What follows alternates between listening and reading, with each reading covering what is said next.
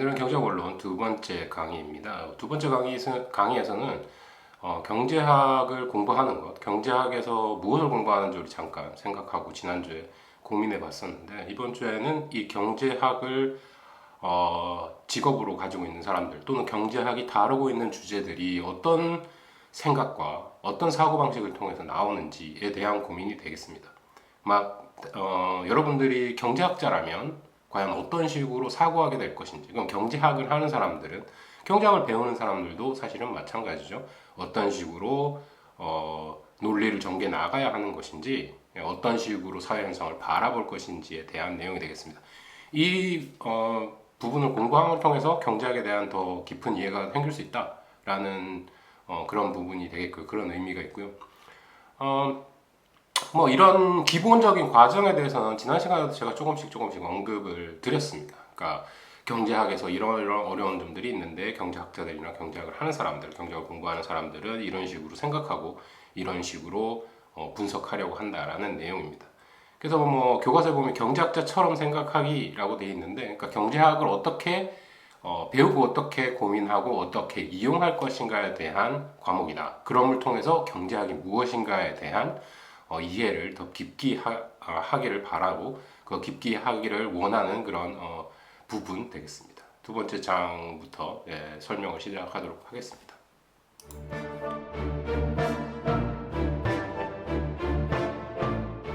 그럼 경제학이 무엇인가에 대한 정의나, 경제학은 사회과학의 하나로서 사람들의 경제 행위, 그러니까 생산이라든지 소비라든지 배분이라든지 분배라든지 이런 경제 활동에 대한 분석을 하는 것이죠. 네, 근데 사회과학이기 때문에 생길 수 있는 한계가 있다라는 말씀을 드렸고요. 근데 여기서 과학이다, 사회과학 중에 하나다, 과학이다, 사이언스라는 겁니다. 사이언스. 네, 그럼 과학이 어떤 특징을 가지고 있는지에 대해서 잠깐 그냥 고민을 해봐야 되죠. 네, 과학이 어떤 특징을 가지고 있느냐? 네, 객관적으로 뭔가를 증명하고 평가할 수 있는 툴과 방식이 존재한다라는 거죠. 네. 그 방식, 그 툴, 그 도구로서의 학문, 사이언스, 창과 그릇을 판명하고 거기에 대해서 이제 평가하고, 원인에 대해서 규명하고, 그 어떻게 해나갈 거지, 해결 방법에 대해서 고민하고, 이런 것들이 그 과정에 있겠죠. 여러 가지 다른 학문들도 있겠지만 경제학은 그런 부분에 있어서 그 모형화하는 과정이 상당히 초점이 되게 많이 맞춰져 있고 상당히 발전을 많이 했습니다. 사회과학임에도 불구하고 이제까지 경제학의 어떤 논리 구조나 이런 것들을 사회과학이 많이 따라오려고 노력을 했고, 이제는 아주 많은 부분 그 방법론에 대해서 많이 공유하고 있습니다. 근데 이제 과학이라는 측면을 한 번 더 부각시켜 보자라는 거죠. 사회과학이니까요. 경제학은 과학이다. 사회과학 중에 하나라고 말씀드렸습니다. 그러면 과학자로서의 경제학, 과학으로서의 경제학은 어떤 과정을 거쳐서 고민하고 어떤 과정을 거쳐서 결론에 도달하게 되는지를 한번 생각해 보자라는 거죠. 첫 번째로 어떤 사회 현상이 있다라는 겁니다. 사회과학이니까요. 사회 현상을 목격했습니다. 그 사회 현상이 이제까지 우리가 예측했던 거, 우리가 그냥 널리 상식으로 생각했던 내용과 사실 부합되지 않는 경우가 있을 수도 있고, 상식을 초월해서 너무 심하게 나타나는 경우들이 발생할 수 있습니다. 그런 현상을 발생했을 때 사회과학자로서, 경제학자로서 어떤 고민을 시작하는 거예요? 왜 그렇지라는 고민을 하게 되죠. 첫 번째로 어떤 이론이나 모형이나 이런 것 발생하기 이전에 사회과학자들, 아니면 기본적으로 학문을 하는 사람들이라면 왜 그렇지라는 의문을 가진다라는 거죠. 그건 누구든 마찬가지입니다. 내가 보던 거랑 다른데 왜 그러지? 저거 왜 그러지? 이렇게 쳐다보는 것처럼 말이죠. 그렇다면 어떤 현상을 발견했는데 이게 그냥 즉각적으로 상식의 선에서 해결되지 않는다, 상식보다 심한 것 같다, 못한 것 같다, 왜 이런 결론이 나왔을까, 왜 이런 현상이 나타났을까를 평가하고 싶다. 평가자는 그런 틀에서 학문이 출발을 한다는 거죠. 그럼 첫 번째로 해야 될 거, 왜 그럴까 고민을 해보고 그거에 대한 어떤 자신의 생각, 근거를 주장을 해야겠죠. 이거는 이래서 이런 결론이 난 거야, 이런 현상이 나타난 거야. 그거를 결론을 내립니다. 그럼 그 결론이 맞는지 안 맞는지를 또는 그 결론에 도달하는 과정에 대해서 그냥 하늘에서 뚝 떨어져갖고 이런 결론이 나왔어. 가 아니라는 거죠. 논리적으로 행동하는 평균적인 사람들의 집단, 어떤 경제라고 얘기할 수 있습니다. 그 규모, 그 모임, 단체, 뭐 국가, 시, 뭐 이런 것들이 다 경제로 표현됩니다. 경제는 아주 작은 시경제, 가족경제 뭐 이렇게 될 수 있고, 도경제, 국가경제, 세계경제 이렇게 폭이 생각할 수 있는 폭이 넓어가게 되겠죠. 그 범위 속에서 국가경제의 어떤 부분들이 어떤 식으로 어떤 과정을 거쳐서 이런 사회 현상을 불러오게 되었는지에 대한 내 나름대로의 논리가 처음에 대두된다. 만들어지는 거죠. 만들어내는 거죠. 과학자들이. 그렇다면 그걸 어떻게 만들어내냐? 그냥 아주 긴 스토리, 소설 한 권을 써서 얘기를 한다고 해서 누구든지 보기도 힘들고 이해하기도 힘듭니다. 그러면 거기에 대해서 그 자신의 논리 과정 또는 그 이론에 대해서 설명을 해야 되고 보여줘야 되겠죠. 그 이론 생성을 하는 거죠. 논리적으로 자기가 생각했던 거를 구체화시키는 겁니다. 그러니까 이론을 만들어낸다는 거죠. 그럼 이론을 만들어내면 이제 이 현상이 어떤 원인에 의해서 이런 현상을 나타내게 됐다라는 주장을 하게 되는 거죠, 학자로서. 그럼 학자로서 그 다음 단계는 무엇이냐? 뭐 만류 인력의 법칙이라든지 사고가 왜 떨어질까? 이런 것들에 대한 고민부터 시작해가지고 어떤 원리를 자신이 이유를 찾아냈죠. 그럼 뭐 간단한 것이지 않습니까? 네. 그래서 물리 공식을 하나 만들어내죠. 그런 것처럼 이렇게 경제에 대한 어떤 현상도 그런 이론을 하나 만들어내고 거기에 대해서 설명을 합니다. 뭐 영어로 얘기하자면 사람들이 이렇게 한다고 볼 수 있습니다. That's a theory. 그건 이론일 뿐이잖아. 그래, 이론이야. 이론을 만들어냈다니까. 그 다음에 뭘 해야 되느냐? 그 뜻에는 그 말에는 무슨 의미가 담겨져 있는가? 그 이론일 뿐이잖아. 증명해봐. 네가 맞는지 틀리는지. 어떻게 증명할 거야? 자연과학의 경우에서는 말이죠. 우리 실험이라는 걸 할 수 있습니다. 어떤 조건, 상온에서, 4도씨, 상온에서 어떤 물건을 어디서부터 어디까지 떨어뜨렸을 때, 뭐 무게 상관없이, 공기 밀도도 있을 거고, 측정되는 어떤 기준에 의해서 해봤을 때 떨어지는 속도는 무게에 비례하지 않는다. 라는 이론이 있었다는 거죠. 그러면 실험을 합니다. 그럼 실험을 해갖고 결론이 조금씩 달라질 수 있어요. 그 이론을 수정할 수 있겠죠. 어떤 팩터 때문에 이것들이, 어떤 요소들 때문에 이것들이 결론이 약간 바뀌었지만 나의 논리는 옳다. 아니면 예전에 누군가 어떤 다른 학자들이 이야기해 놓은 가설 이론들을 내가 깨부실 수 있습니다. 야, 봐, 들리잖아. 실험해보니까 안 나오던데. 이렇게 얘기할 수 있다라는 겁니다. 그거 마찬가지로 이제 that's theory라는 얘기처럼 그럼 증명해봐. 이론을 만들었어요. 상당히 설득력이 있어요. 그런데 이렇게 얘기할 수 있다라는 거죠. 그 이론일 뿐이잖아. 증명해봐. 사회과학이다. 말이죠. 경제학은 사회과학입니다. 사람들을 가지고 실험을 할 수 없죠. 개인 하나하나에 대한 경제활동에 대한 평가나 어떤 식으로 사고하고 의사결정을 내리는지에 대한 실험들은 상당히 많이 행해지고 있고 지금도 어떤 실험실에서 연구가 되고 있는 부분입니다. 행동경제학이라고 하는 부분들, 개인의 선택에 대한 연구들을 상당히 많이 하고 있어요. 그리고 이제까지 쌓여져 왔던 경제학에서는 거의 정해져 있는 뭐 상식이라고 할 수 있는 내용들까지도 반박하고 있습니다. 실험 결과가 다르게 나오니까. 그러면 증명을 어떻게 하느냐.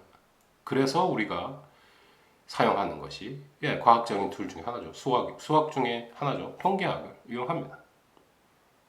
네, 왜 통계학을 이용하느냐? 직접적으로 실험이 불가능하기 때문에 현실에 직접적으로 나타난 어떤 수치를 바라보고 그 수치를 대입해가지고 모형에 대입해서 그 모형의 진위를 판단하겠다라는 거죠. 그래서 그 두 번째 과정이 empirics, 실증을 하는 겁니다. 실증을 어떻게 하느냐? 실험을 바로 할 수 없으니 데이터를 가지고 한다. 데이터 사이언스가 바로 이런 부분에 있는 거죠. 사회활동을 하는, 투자를 하는, 어떤 경제활동을 하는 거에 있어서 이거를 더 어떻게 합리적으로, 더 효과적으로, 효율적으로 할 수 있을까를 고민하고 모형 만들고 거기에 대해서 데이터를 돌리고 미래를 예측한 다음에 이렇게 흘러가야 된다라고 주장을 하는 것이죠. 그럼 통계학이라는 건 사실 과학 중에서도 어떤 부분을 가지고 있느냐? 과거에 나타난 어떤 현상을 가지고 미래를 분석하려고 하는 것이다. 현실을 평가하고 미래를 분석하려고 하는 것이다. 그 과정이 필요하다는 거죠. 왜? 실험을 바로 할 수가 없는 한계가 있기 때문에. 그래서 기본적으로 통계학이라는 방법론을 이용해 가지고 만들어진 이론을 검증하고 평가하는 부분들을 이어나가고 있습니다. 그러면 그 실증을 하기 위해서 데이터 사이언스 안에서는 어떤 체계적인 방법론이 필요한가? 첫 번째, 실증할 수 있는 데이터가 필요합니다. 그럼 데이터를 모아야겠죠. 데이터 자료 수집. 자료를 수집하고 그 자료를 분석해야겠죠. 그러니까 모형에 맞게 어떤 부분들을 조절하고 그 변수들에 대한 관계를 평가해보고 판단해보고 그러면 그 이론들이 맞았는지 틀렸는지를 통계학적인 방법론을 통해서 평가를 한다.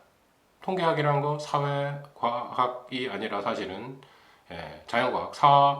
자연과학인 수학의 일부로 평가를 할 수 있다는 거죠. 데이터를 이용한 논리를 내세우는 겁니다. 그렇게 과학으로서의 부분이 아주 크다.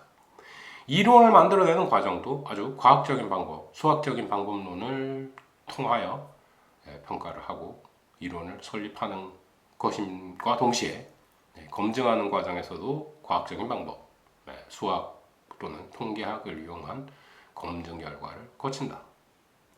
그런 의미에서 과학적인 부분들이 아주 크게 경제학이 자리 잡고 있습니다. 경제학이 어려운 이유 중에 한 가지가 이런 거죠. 사회 현상이기 때문에 우리가 일상생활에서 바라볼 수 있는 문제들을 항상 고민하는 부분에 있어서 친근하다고 볼 수 있습니다.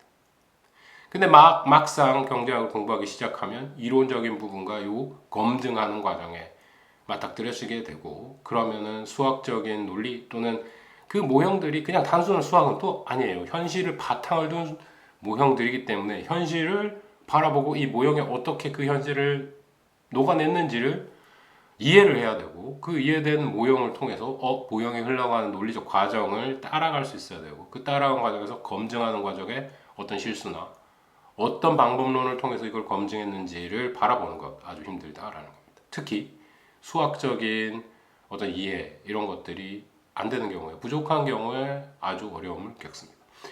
원론 수준에서는 그렇게까지 수학적인 방법론을 이용하지는 않습니다. 그러나 기본적인 중학교 수준의 수학, 고등학교 1, 2학년 수준의 수학인 1차 함수, 2차 함수 정도는 이해를 하셔야 되고요.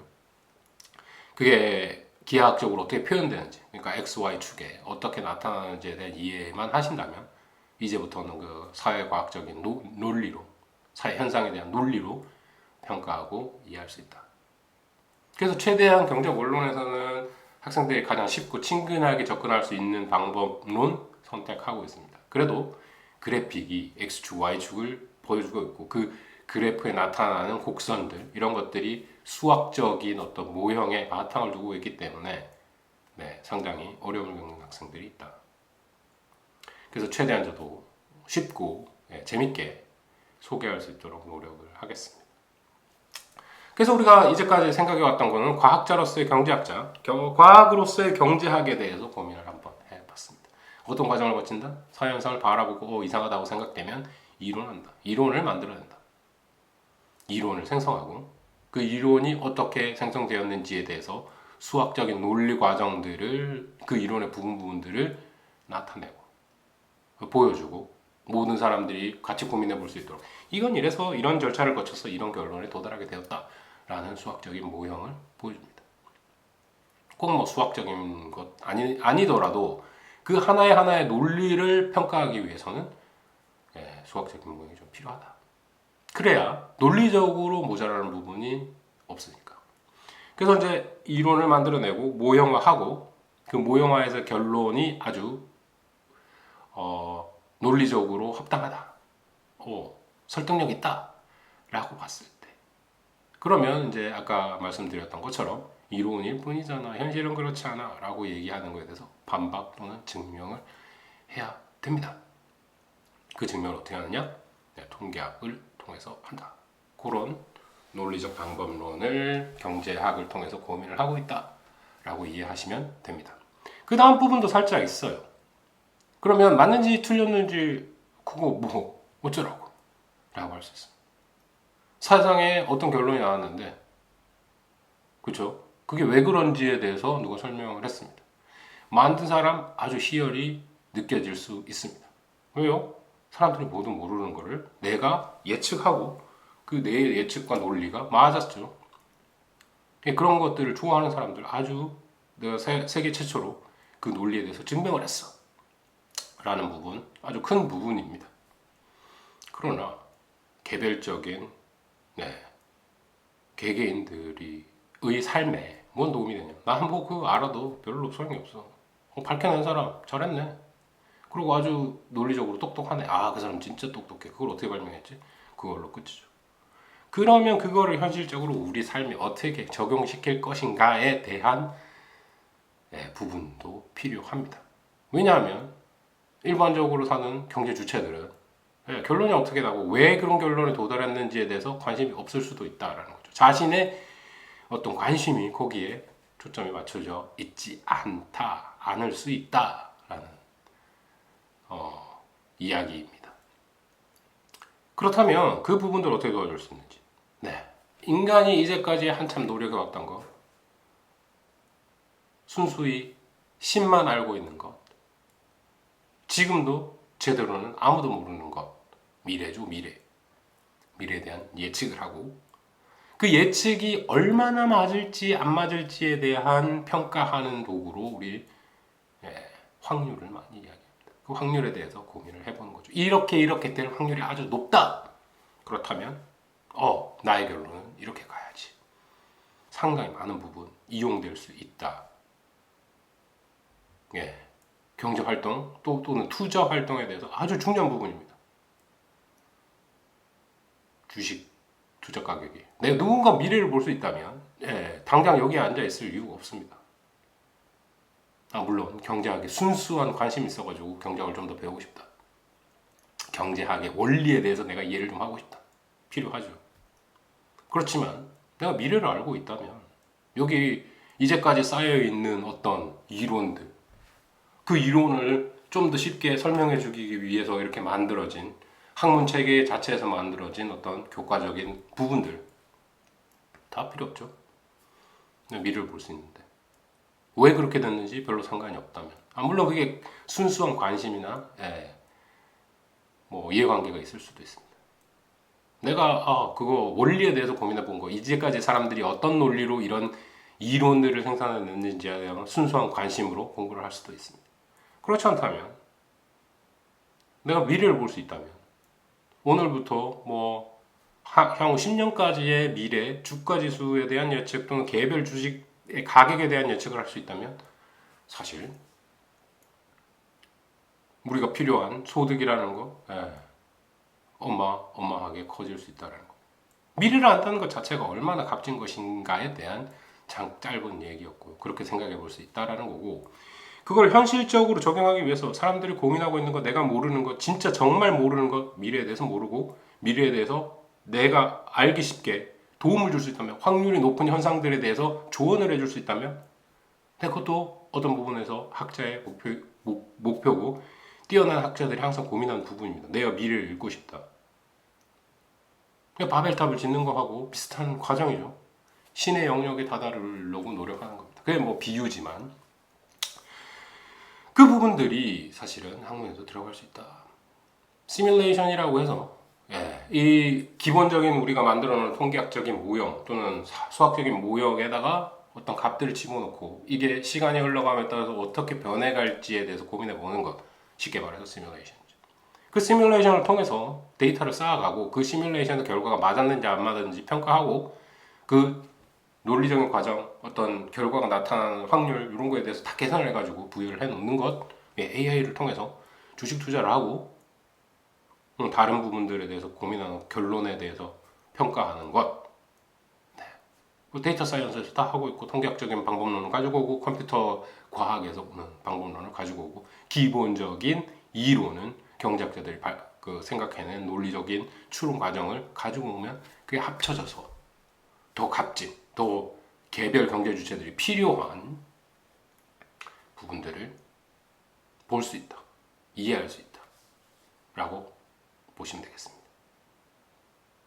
이렇게 과학으로서의 경제학자들의 역할 또는 과학으로 경제학을 하는 과정들에 대해서 잠깐 생각을 해봤고요.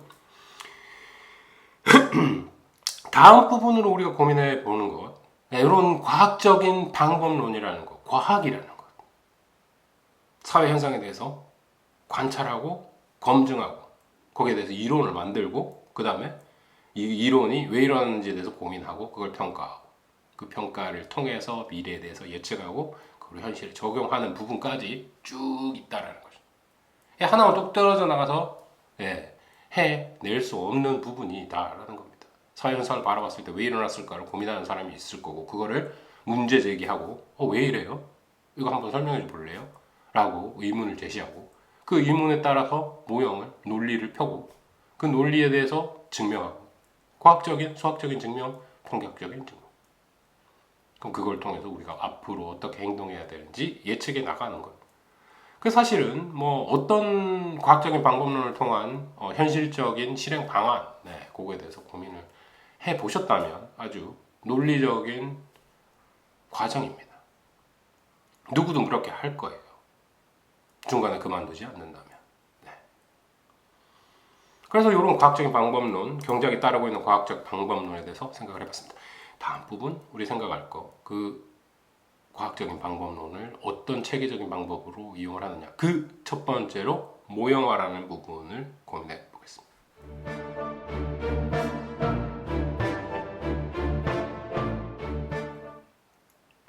모형화, 모델링이죠. 모델링, 뭐 이렇게 한국말로 쓸 수 있는데 모델링을 하는 겁니다. 모델링을 할 때 어떤 과정을 거치느냐? 첫 번째로 우리가 고민해 봐야 될 거, 사회과학은 현실을, 경제학은 현실을 바라보고 있다. 그럼 현실적으로 발생하는 문제들이 나타날 수 있습니다. 갑자기 달걀의 가격이 치솟고 있고 계속 오르고 있습니다. 이거 왜 이렇지? 고민해 볼 수 있죠. 뭐 달걀을 좋아하는 사람도 있고 좋아하지 않는 사람도 있지만 달걀 가격이 이상하리만치 지속적으로 오르고 있는 현상에 대해서 고민해 볼 수 있어요. 그거를 뭐 신문에서 이런 이유 때문이다 라고 평가를 해가지고 올립니다. 그 평가가 맞을 수도 있고 틀릴 수도 있죠. 근데 우리가 바라보고 있는 거, 달걀 가격이 오르는 거 코로나 때문입니까? 날씨 때문입니까? 무역 때문입니까? 뭐 여러 가지 요소들이 복잡다단하게 많을 수 있죠. 그 중에 세 가지를 꼽겠다, 두 가지를 꼽겠다 이렇게 해서 설명할 수 있다라는 겁니다. 그 과정이 다름 아닌 모형화이고 그 모형화 이전에 우리가 이전까지 있어왔던 경제학적인 모형들을 이용하게 될 겁니다. 가격의 상승, 수요와 공급 모형이죠. 어떻게 해서 수요가 증가하게 됐고 어떻게 해서 공급이 감소하게 됐기 때문에 가격이 올랐다. 여러 가지 이유가 있을 수 있는데 그거를 경제학적인 쉬운 도구로 수요와 공급 모형이라는 그 도구로 평가를 한다면 공급이 이렇게 해서 줄었어. 수요가 이렇게 해서 늘었어. 그 둘 중에 하나거나 둘 다거나 아니면 그렇지 않고 다른 현상 때문이거나로 평가할 수 있습니다.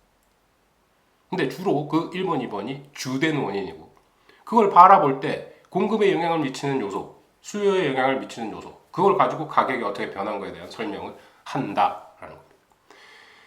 그 과정에서 살펴보면 세상에 아주 복잡다단한 일들이 일어나고 있는데 그 모든 변수들에 대해서 한꺼번에 우리가 다 고민을 할 수 있느냐? 없다라고 감히 말할 수 있습니다. 내가 오늘 아침을 먹지 않은 것도 하나의 변수가 될 수 있죠. 내가 어저께 일찍 잠자리에 든 것도 변수가 될 수 있습니다. 뭐 이렇게 얘기하면 아주 뭐 우스운 얘기가 될 수도 있지만 멕시코의 나비의 날개짓 하나가 미국의 어떤 도시에는 커다란 허리케인으로 바뀔 수 있다. 나비 효과라고 하죠. 복잡계 경제학에서도 그런 것들 많이 공부하고 있습니다만 실질적으로 이제 메인스트림, 그러니까 주류 쪽으로는 아직 발전하지는 못했고 그 시도들이 계속 일어나고 있어요. 복잡계 뭐 이런 거. 그것도 좀 오래됐던 유행이 조금 지나간 학문에도 유행이 있다는 말씀드렸죠. 유행이 좀 지나간 이야기긴 합니다. 근데 그 과정들 모형화하는 과정들 우리가 수요 공급 모형을 이해하는 과정들에서 첫 번째로 중요한 거 simplification 간략화. 네. 간략화하는 과정에서 뭐가 필요한가? 복잡한 현실을 아주 특징들만 바라보고 모형 만들기 위해서. 그 레고 같은 것도 모형이죠. 예, 람보르기니 차가 있는데 그 차를 레고로 만들었습니다. 엔진이나 세세한 뭐 마력을 내는 부분들 무시했죠. 왜냐하면 이 차를 타고 다닐 건 아니기 때문에 우리가 바라볼 겁니다. 사이즈 축소했습니다. 특징적인 부분만 캐치해가지고 모양을 만들어낸 겁니다. 그걸 모형이라고 하죠. 모형 비행기, 레고 뭐 이런 것들이 아주 모형 중에 하나다라고 보면 됩니다. 그렇다면 사회현상, 복잡다단한 사회현상을 가지고 와서 우리가 수학적인 어떤 방정식들의 조합으로 만들어낼 수 있다. 그게 레고 만드는 거랑 레고 피스 하나하나를 조립해서 마지막에 한꺼번에 붙이는 거랑 똑같다. 비유를 하자면 그렇다. 수요 공급 모형도 아주 복잡다단한 사회 현상이지만 가격이 오르고 내리는 거 그 딱 변수 하나 뭐 달걀의 가격 요것만 봤을 땐 그렇지만 그 과정에 달걀 가격에 영향을 줄 수 있는 요소들이 아주 많습니다. 예, 많겠죠. 사료 비용이 올라갔다든지 사료 공장이 갑자기 불이 났다던가 그럼 브라질에서 닭을 많이 수입을 하는데 뭐 또 달걀은 또 다른 데서 수입할 수 있지만 대체 소비할 수 있는 닭의 어떤 수입량이 늘어났다던가 뭐 아주 많은 변수들이 있는데 그거를 한꺼번에 보지 않고 이런 부분들은 다 똑같다고 치자. 경제학에서 이제 라틴어를 가끔 인용하기도 하는데 세테리스 페리부스라고 합니다. 다른 조건이 다 일정하다고 할 때 요런 논리로 가격의 변화를 우리가 판단할 수 있다. 그것들 모형화하는 과정들의 가정이 필요하다. 어썸션이 필요하다. 그래서 이제 모형화의 과정에서는 첫 번째로 중요한 건 가정을 세운 다음에 단순한 심플리피케이션 해서 과학적 추론 과정을 통해 가지고 그 모형을 평가하는 과정을 거친다라는 거.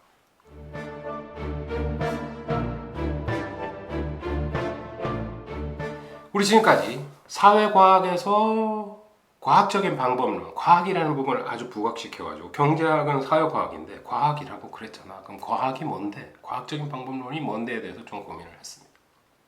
모형화, 그 다음에 추정, 평가, 검증 이런 부분들이 거친다라는 거죠. 항상 그렇습니다. 그렇다면 이제 그 경제학에 대해서 경제학 과학적 부분에 대해서 배웠는데 그러면 이론화하는 첫 번째 과정 어떤 사회현상을 바라보고 이론을 한다고 했는데 그 이론화하는 첫 번째 과정 가정을 통해서 이론을 한다고 했습니다. 그래서 아주 복잡다단한 사회현상을 아주 복잡한 사회현상을 목격하고 그거를 모형화하는 과정 주로 수학적인 방법론을 많이 따른다라고 했는데 지금 우리가 이제 경제학 원론에서 볼 첫 번째, 두 번째 모형은 물론 수학적인 방법론을 원래는 따랐습니다. 근데 그게 아주 또 단순하고 아주 쉽게 설명하기 위해서 그림을 이용합니다. 한눈에 요약된 사회 현실을 보여주기 위해서 그냥 모형 자동차, 모형 비행기 바라보는 것처럼 만드는 것처럼 했다라는 거죠. 그래서 주로 그래프와 방정식들을 따르는데 우리가 여기서 볼 거 그냥 표 요거 하나, 그래프 하나, 논리 플로우 차트 하나 그거 가지고 모형이라고도 할 수 있다. 그 모형을 통해서 뭔가를 설명할 수 있다라는 것들을 처음 바라보게 될 겁니다.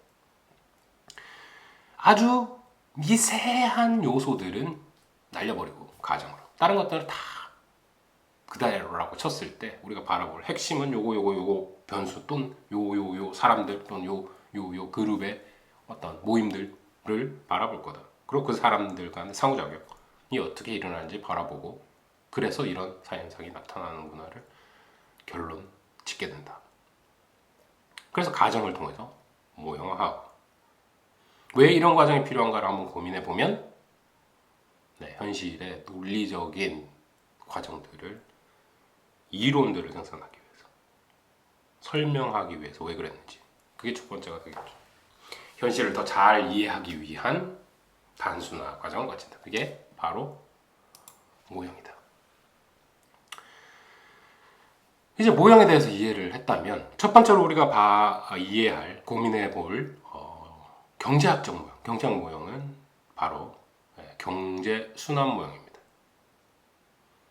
이게 돈이 돌고 돈다고 하잖아요. 돈은 돌고 돌아서 돈이지 하는 얘기. circulation입니다. 순환되는 거죠. 그래서 경제 순환 모델. circular flow model이라고 표현하는 경제학자도 있습니다. 그래서 이제 이게 어떤 거냐? 사회 기본적인 경제 주체를 우리 크게 세 가지로 나눌 수 있다라고 말씀드렸죠. 소비자, 생산자, 정부. 근데 정부의 어떤 정책들, 시장 경제가 실패하는 어떤 것들에 견제하거나 아니면 조정하는 그런 조정자의 역할을 빼놓고 가계와 기업이라고 한다면 가계와 기업이 두 개지 민간이라고 합니다. 민간 부분, private sector. 그다음에 public sector. public sector 중에 하나로 이제 정부가 들어가는 거죠. 뭐 정부가 public sector를 대표한다라고 생각하셔도 됩니다. 그렇다면 consumer producer, 가계 기업 이 두 가지 private sector의 어떤 순환 과정을 바라볼 수 있고 거기다가 정부를 집어넣어가지고 경제가 어떻게 순환되어 가는지를 이해하는 것. 경제 전체, 국가 경제 전체 또는 어떤 큰 경제 규모를 가지고 있는 어떤 단체, 그룹들의 경제 흐름이 어떻게 되는지에 대한 것들을 한눈에 이해할 수 있게 보여주는 것이 경제순환 모형도다라고 이해하시면 되겠고요. 그렇다면 기업과 가게가 있다는 거죠. 기업 뭐 하는 데입니까? 물품 생산해갖고 파는 데죠. 뭐 서비스도 생산해서 팝니다. 예전까지는 서비스에 대한 이해, 서비스가 뭐지? 물건도 아닌데 왜 사고 팔지? 막 이런 고민들을 할 수 있었는데 이제는 워낙 많은 서비스들을 돈을 주고 사서 쓰고 있기 때문에 그것도 나의 만족도를 높이기 위한 소비 행위 중에 하나다라고 이해하기 쉽습니다. 그렇게 쉽게 이해하시면 되고 그렇게 부분 가게가 하는 활동, 소비 활동, 그 다음에 기업이 하는 생산 활동. 기업은 이윤 극대화라는 목표를 두고 자신들이 물건을 만들어서 서비스를 생산해서 가게에게 팔게 되겠습니다.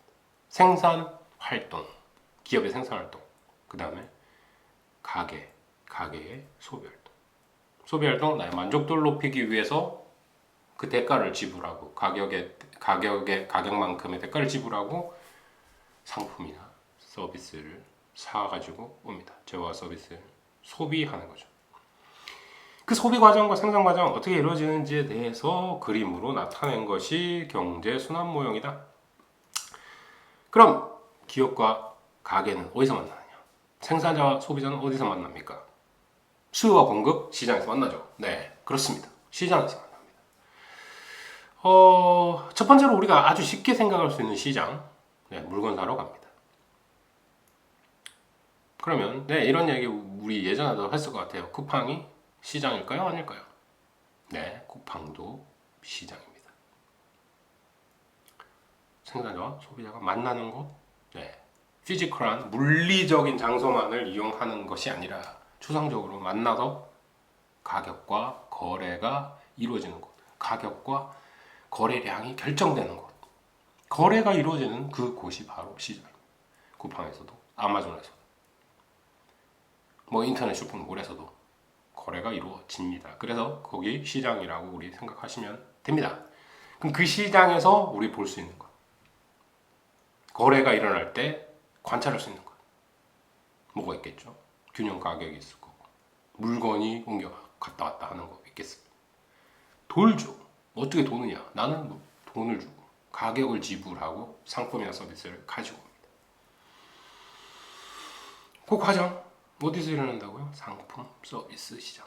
간단하게 얘기해서 상품 시장 또는 그냥 우리 시장이라고 얘기합니다.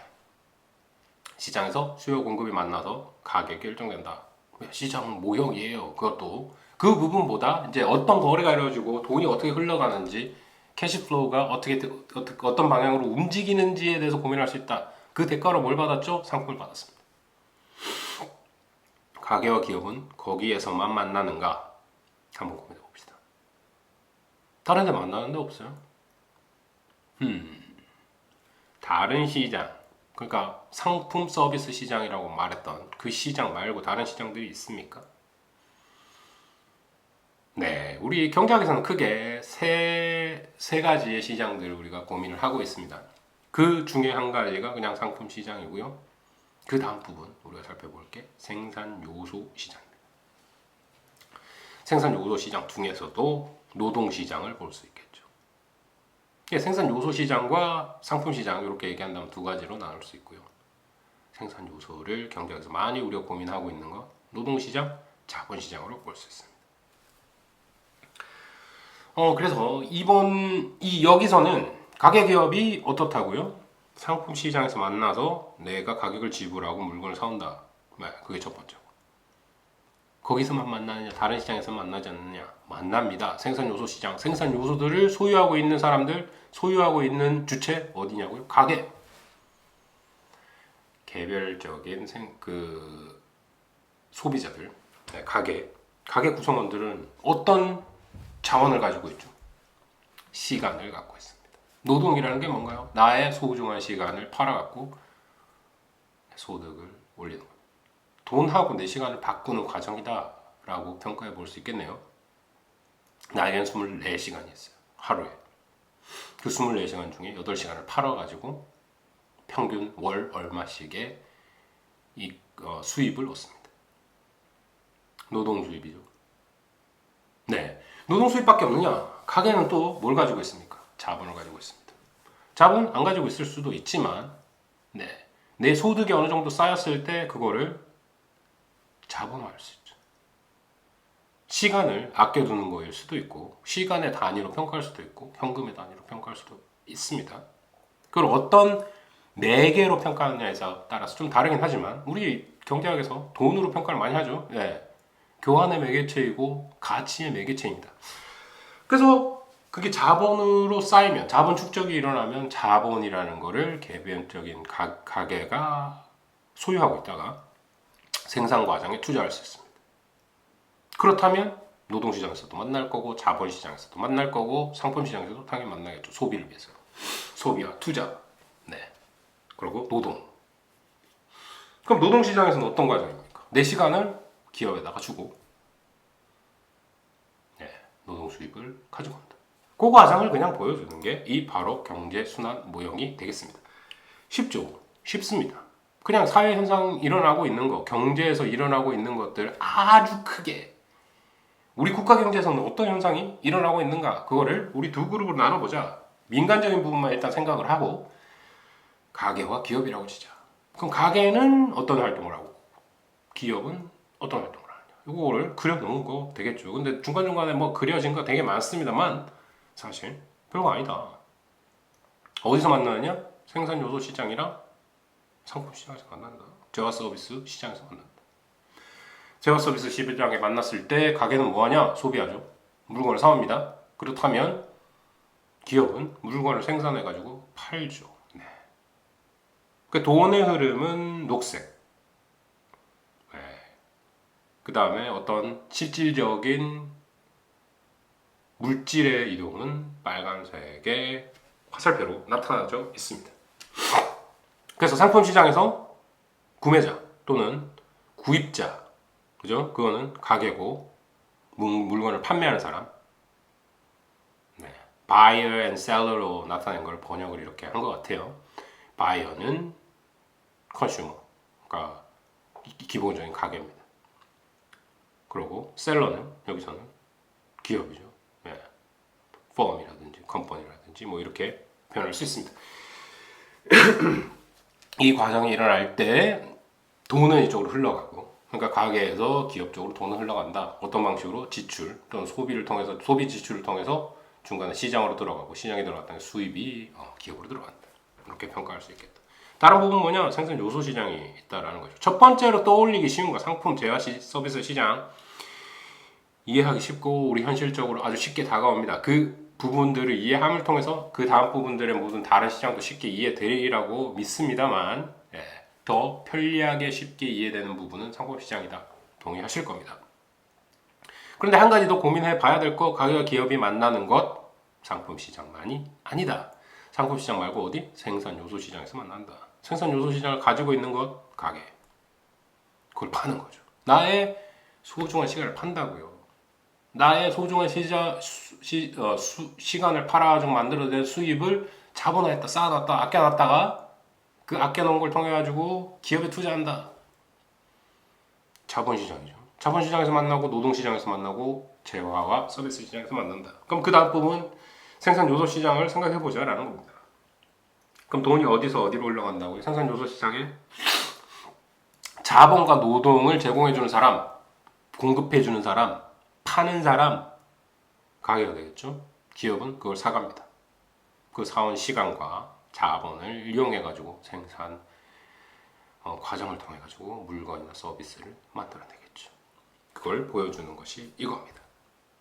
그럼 여기에서는 생산 요소 시장, 노동, 자본, 토지 뭐 이렇게 얘기했는데 토지도 소유권이 있고 그 소유권이 기본적인 시장 경제를 운영하게 대한 어떤 제반 요소다. 필수 요소다.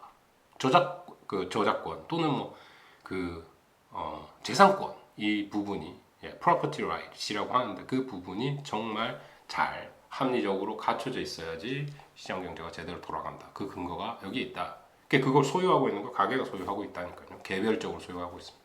뭐 법인일 수도 있고 개인일 수도 있지만 그거를 따지지 않고 법적인 어떤 판단을 따지지 않고 사회 현상으로 바라봤을 때 단순하게 평가하자면 이런 모양을 가지고 있다. 그렇죠? 무엇이라고요? 이 모형? 경제 순환 모형. 경제가 어떻게 흘러가게 되는지, 돈이 어떻게 흘러가는지, 상품이 어느 방향으로 움직이는지, 어떤 것들이 거래되는지를 한눈에 바라볼 수 있습니다. 국가 경제라면 요거 그대로다. 아주 본질적인 요소, 아니 중요한 요소, 우리가 평가할 경제학에서 평가할 아주 중요한 요소들 바라본답니다. 이 과정들 하나하나를 좀 더 세밀하게 현미경을 통해서 바라보는 것 자체 경제학을 공부하는 거다. 지금부터 우리가 해나갈 거다라고 이해하시면 되겠습니다.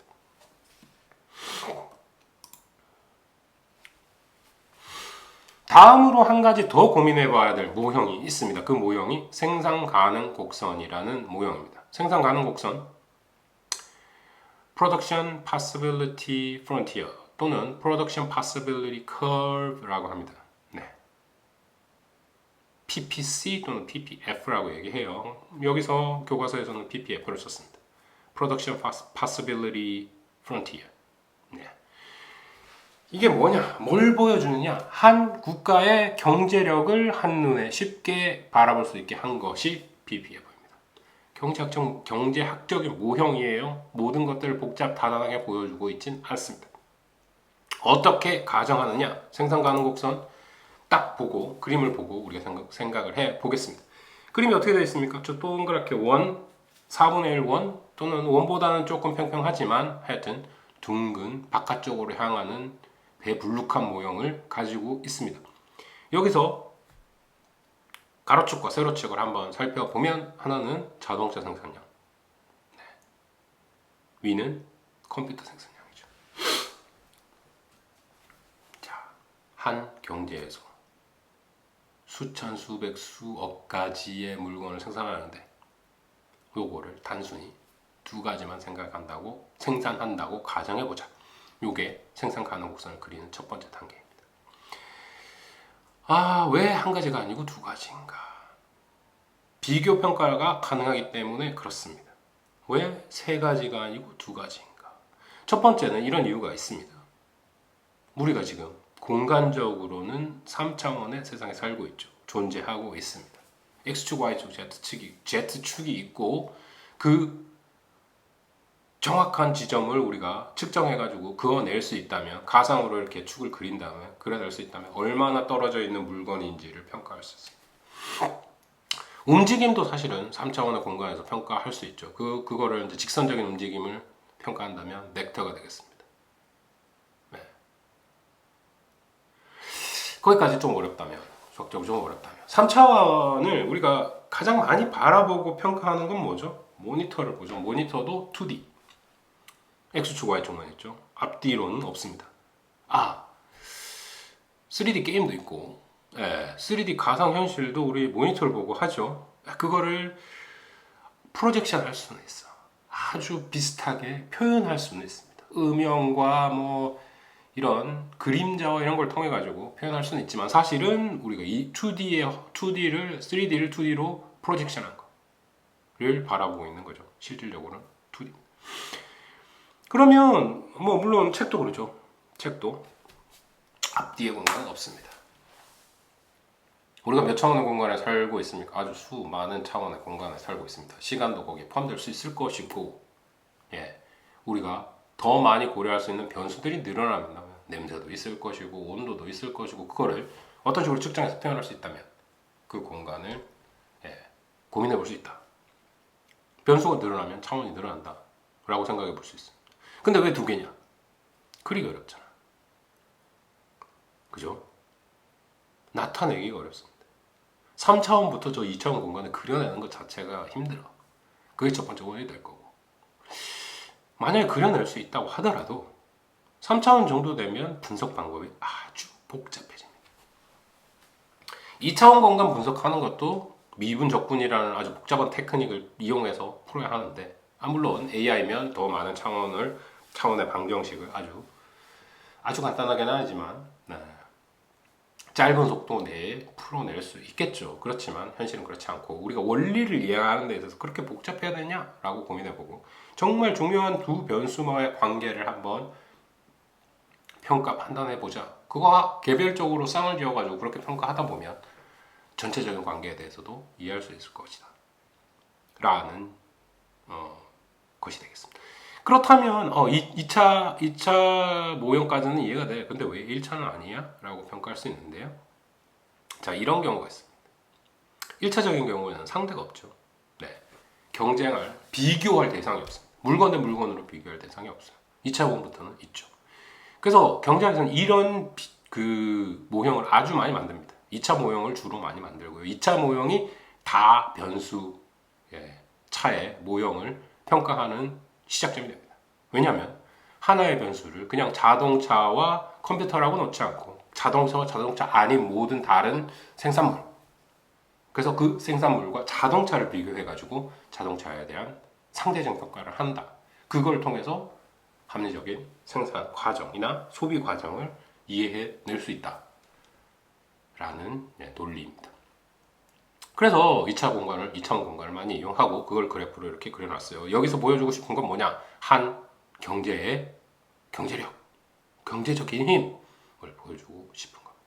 이게 뭘 나타내느냐? 저 곡선이 Production Possibility Frontier, 생산 가능 곡선, 생산 가능 경계, Frontier라고 하면 경계죠. 그 경계를 보여주고 있는 것이다. 다시 말해, 한 국가에서, 한 경제에서 최대한 생산해낼 수 있는 자동차와 컴퓨터의 수량을 보여주고 있다 라고 이해하시면 되겠습니다. 그러면 첫 번째로 보신다면, 자동차 생산을 안 하고 전혀 하지 않고 컴퓨터만 생산한다. 그러면 X축 자동차의 생산량은 0가 되겠죠. 0,3천입니다. 점 보이시나요? 0,3천. 0,3천이 뭘 의미하느냐? 이 경제에서 자동차는 전혀 생산하지 않고 컴퓨터만 생산하는 경우에 최대한 얼마까지 생산할 수 있다? 3천. 어떻게 해요? 노동과 자본을 연합해서 만들 것인데, 우리나라 국민의 수 몇 명, 그쵸? 5천만 넘어가는 그 인원수, 그게 다 그 사람들의 하루 시간 24시간, 그리고 노동 시간을 평가한다고 말씀드렸죠. 그런 것처럼 노동의 자본이 그 부존 자원의 양이 정해졌습니다. 자본도, 그 다음에 뭐 부존 자원, 다른 부존 자원들도 분명히 있겠죠. 그런 한계가 있다. 그거 다 이용해가지고 경제적으로 다 잘 이용해가지고 생산할 수 있는 최대 컴퓨터 수 3,000대. 그 다음에 그 프론티어, 곡선 상에 있는 모든 점들 하나하나가 그걸 의미한다라는 겁니다. 그러면 컴퓨터 하나도 생산 안 하면 자동차는 몇 대? 1,000대 생산할 수 있다. 아니 뭐 유닛도 달라질 수 있어요. 만 대를 1,000만 대를 만을 빼버리고 1,000으로 나타낼 수도 있으니까 모형이니까 단순한 거니까 그렇습니다. 그럼 그 점 하나하나들이 생산할 수 있는 최대한의 수량의 모음이 되겠죠. 아까 잠깐 말씀드렸지만 이 생산 가능 곡선 상에 있는 모든 점들은 이 경제가 효율적으로 생산할 수 있는 최대량이다 이해하시면 되고요. 그렇다면 경제가 제대로 진짜 최대한의 포텐셜을 보여줬을 때 저 점 위에서 생산할 수 있다는 겁니다. 그럼 여기서 F, A, B라는 각각의 점들이 있죠. 그 점들의 생산이 가능하다. 생산 가능 곡선이다. 생산 가능 경계다. PPF라고 많이 얘기해서 PPF를 쓰겠습니다. 생산 가능 곡선. 왜 곡선인데 F냐? 그게 이제 프론티어에서 왔다라는 걸 보여드리는 거였고요. 생산 가능 곡선 상에 있는 F, A, B 이 점들은 다 아주 효율적인 노동과 자본의 투입을 통한 생산량이 될 것입니다. 최대한을 나타낸 겁니다. 이 경제가 할 수 있는 포텐셜, 그걸 최대한을 보여준 겁니다. 그렇다면 D점 뭐냐? 생산 가능 곡선 상이 아니라 안쪽에 놓여 있는 저 점들은 뭐냐? 뭔가 유휴 시설, 유휴 노동이 있다. 합리적으로, 효율적으로 노동과 자본을 쓰지 않았다. 생산 요소를 잘 조합하지 않으면 저런 현상이 벌어질 수 있다. 생산 가능 곡선이 아주 바깥쪽에 있음에도 불구하고 저것만큼 더 생산할 수 있음에도 불구하고 지점을 생산했다. B점이죠. B점을 생산했다라는 것은 효율적인 생산이 이루어지고 있지 않다라는 걸 보여줍니다. 그럼 바깥쪽은요? 바깥쪽은 어떻게 될까? 한번 생각해 보시기 바랍니다. 네. 그게 생산 가능 곡선 바깥에 있다라는 거는 생산 가능 곡선이 뭐라고 했죠? 이 경제가 할 수 있는 포텐셜의 최대화 바깥쪽에 있다. 실현 불가능한 점이다. 꿈은 꿀 수 있다. 10년 뒤에 우리 국가 또는 우리 경제가 10년 뒤에는 저 점을 찍을 것이라고 우리 예측을 하고 달려갑시다. 정치적으로 얘기할 수 있죠. 지금 현재 PPF 상 바깥쪽에 있다라는 거는 도달하지 못하는 점, 생산할 수 없는 점. 네, non-achievable이라는 표현을 합니다. 네, 실현 불가능한. 그 지점들을 얘기하는 것이다. 이렇게 이해하시면 됩니다. 그래서 효율적인 생산 상태에 대해서 우리 고민을 해봤고, 그 생산 가능 곡선 상에 있다는 건 벌써 효율성을 나타내는 거다. 우리가 할 수 있는 포텐셜의 최대한을 생산한 곳이다. 네, 봤고요. 비효율적인 거, 효율적인 거. 우리 생각해봤고 바깥쪽에 있다면 원래 생산을 하지 못한다. 미래에는 그 지점을 달성할 수 있을지도 모른다 그랬고 계획을 그렇게 할 수 있다고 말씀드렸습니다. 그러면 이제 기술 진보나 그 경제적인 효율성이 증가했을 때 생산 가능 곡선은 어떻게 변할까요? 고민해 봅시다. 여기 있는 요 그림이 그걸 보여주는 겁니다. 네, 기술 진보. 생산 가능 곡선이 이동한다. 여기서는 뭐가 됐습니까? 자동차의 효율성은 뭐 그다지 발전하지 않았지만 컴퓨터 생산의 효율성이 아주 증가했다. 좋은 칩이 개발됐고 컴퓨터 성능이 그 다음에 또 생산 과정에 대한 효율성이 발생을 했다라면 칩의 발전보다 컴퓨터 자체의 파워보다 사실은 이제 컴퓨터 생산 과정에 대한 효율성이 늘어난 거죠. 기계를 더 자본을 더 좋은 거를 쓰기 시작했고 그 다음에 생산자 개개인의 어떤 자금 능률이 더 올라가지고 더 많은 생산을 할 수 있게 됐다. 그럼 어떻게 표현할 수 있느냐? 네, 전부 컴퓨터 생산에 투입했을 때 이 경제에서 4,000대 생산할 수 있다. 4,000만 대 생산할 수 있다. 4,000억 대 생산할 수 있다. 단위 별로 중요하지 않다고 말씀드렸죠. 그건 뭐 평가하기 나름이니까. 네, 그 4,000을 0,4,000 자동차 생산 없이 이 경제에서 4,000의 컴퓨터를 생산할 수 있다. 근데 자동차 생산량의 최대한은 변하지 않았습니다. 그렇지만 생산 가능 곡선은 오른쪽 바깥쪽으로 이렇게 이동을 했죠. 아까는 지금 A점에서 B점 G점이죠. A점에서 G점의 이동 생각해 보자면 G라는 것 원래 파란 선인 생산 가능 곡선에서는 생산 불가능한 점이었습니다. 그렇죠? 바깥쪽에 있으니까 아무리 열심히 생산을 해봐야 저 지점은 도달할 수 없습니다. 그런데 기술이 발전했다. 컴퓨터 생산 기술의 현저한 발전으로 이제는 그 G 지점이라는 걸 달성할 수 있다. 생산 가능 곡선이 바깥쪽으로 이렇게 쭉 이동해 나가는 것, 기술 발전이라든지 아니면 부전자원의 증가라든지 노동이 증가했다. 인구가 계속 증가한다. 네, 노동 기본적인 평균적인 노동량이 증가하는 거죠. 24시간의 하루를 한 명이 더 있으면 48시간으로 늘어나는 겁니다. 그 중에 뭐 휴식 시간 뺀다면 개인당 8시간으로 치고 그것도 모형화죠. 그 단순화하는 겁니다. 어떤 사람이 하루에 8시간만 일하냐, 5시간 일하는 사람도 있고 3시간 일하는 사람도 있고 뭐 12시간 일하는 사람도 있고 어떤 날은 12시간, 어떤 날은 4시간 이렇게 일할 수도 있고 그런 것들을 아주 단순화 평균화해서 8시간 일한다고 보고 평가하고 분석하는 것. 모형화. 그 다음에 그 모형화 중에 지금 아주 출발점 가장 쉽고 경제학적인 논리가 담겨져 있는 것, 경제 순환 모형, 그 다음에 생산 가능 곡선에 대한 설명을 드렸습니다. 그래서 이번 시간에는 요 두 가지 모형 이해하시는 것으로 마무리를 짓도록 하겠습니다.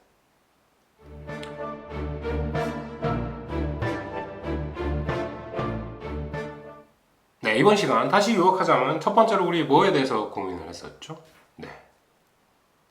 경제학자가 어떻게 고민하는지, 경제학을 어떤 식으로 발전해 왔는지, 어떤 식의 추론 과정을 거쳤는지. 첫 번째, 사회현상을 바라보고 아주 놀라운 사실을 발견했다면 이론을 만들자. 이론을. 그게 왜 그랬는지 설명해야 되니까.